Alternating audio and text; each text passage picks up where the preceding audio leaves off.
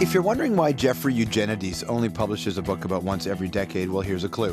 His latest novel, The Marriage Plot, actually grew out of another book that he'd worked on for years, then scrapped it and started over again from scratch. So he may not be prolific, but he's earned a reputation as one of the great American novelists of the modern time. His first book was Virgin Suicides. It was a dark, yet somehow funny story about 5 teenage sisters who take their own lives. The book caught the attention of critics and also a first-time director by the name of Sofia Coppola. It's a memory looking back. It takes place in the 70s, so it's sort of about piecing together memories and what you remember seeing. We didn't know what you were wearing, and the guy, flower guy, said that white would go with anything. I'm glad you got white. Well, 9 years later, he dropped his second novel and proved he was the real deal. Middlesex was hailed as brilliant, the story of a Greek-American man who was once a girl. It won a Pulitzer and was celebrated by America's most powerful book lover. Thanks to that, Middlesex sold more than 3 million copies and also inspired some important conversation about sexual fluidity, identity, and belonging. Now, another 9 years later, he's back with The Marriage Plot, the story of 3 college seniors caught in a love triangle.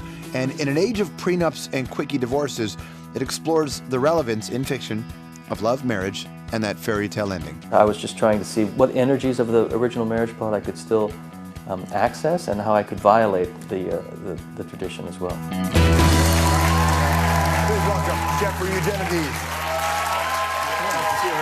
How are you? Excellent. Welcome. Thanks for joining us. My pleasure. There's lots to talk about. You have this really interesting pace for when you write your books. Yes, it's called slowness. Yeah, yes. That's right. Take a long time. Just tell me about that. Just getting this one out. Is it a tough one to write? I guess they're all tough to write. You know, time flies when you're in despair. I have a hard time writing. I write slowly. This book began as a whole nother book. I did 2 years of work on it and had to throw that book away. This book emerged out of that book. So, you know, I lost 2 to 3 years then, and then I had 6 years, and I wrote this book. God, you know, to spend 2 to 3 years and then throw it away, and then to use the word. That was a bad day at work, yeah. And then say you lost it. Like, is it a really dark, emotional place when you go through that? Especially because I was in Chicago, and it was in the middle of the winter. And I rented this little studio apartment where I'd go every day. No furniture in it, just me, a desk, and this book that was, you know, was dying on me while one was emerging from the carcass. And I had to decide to get rid of it, but what I told myself was I could always go back to that novel. And now that I've finished it, I don't want to go back to it. I think it has died. But I told myself that so I wouldn't commit suicide when I was throwing away 2 years of work. So this one is The Marriage Plot. Is the concept of marriage? It's obviously dated, but is it outdated? The marriage plot is outdated. Marriage is not entirely outdated, I hope. But the idea is to try to reanimate and reinvent the traditional marriage plot, which is the foundational plot of novels from Jane Austen through Henry James. But my book is not a Jane Austen novel at all. There's too much sex in it, for one thing, you know, so it's quite different. It's not. I've heard lots of people talk about the autobiographical nature of it. It's not, but there's a lot of your characters that, of the time, could be you.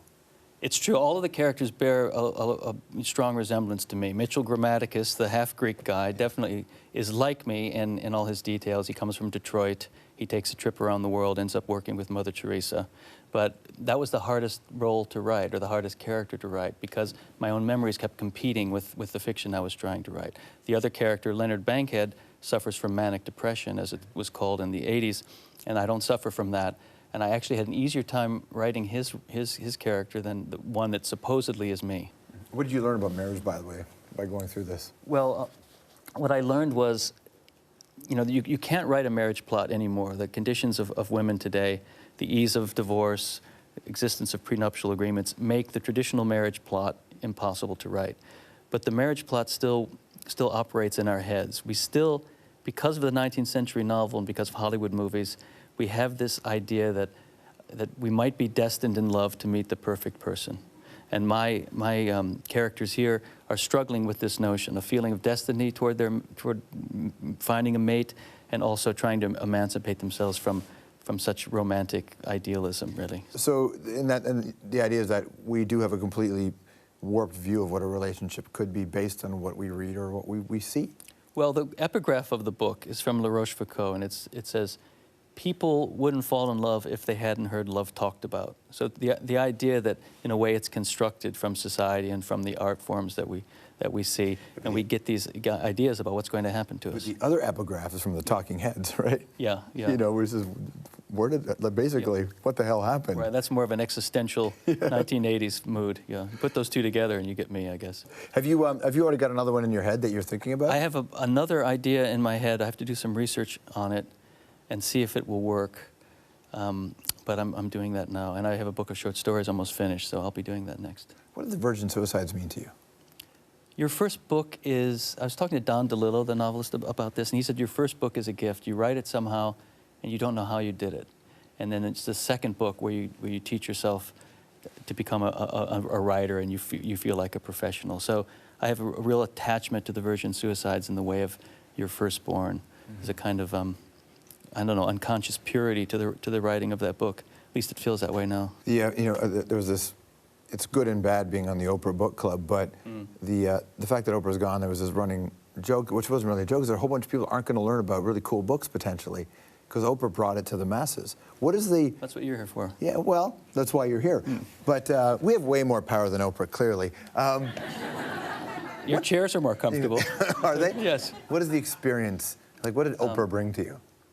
Well, Oprah came about 7 years after the book was published and after it won the Pulitzer. So it wasn't I didn't have the Franzen problem of feeling that it was co-opted just as it was coming out. It had already lived its life to a certain degree, and then it brought another readership to it. So I was happy about that. She, of course, used the show to highlight the intersex issue, and that's sort of in keeping with her philosophy. So I think it was good in terms of the book's social message. And it, you know, I didn't complain going to it. She'd chosen Anna Karenina the summer before she chose my book, so I didn't think I could complain that it was bad company to be in. Definitely not. Yeah. Thanks for coming in, man. It's good to see you. Thank you. Great to see you.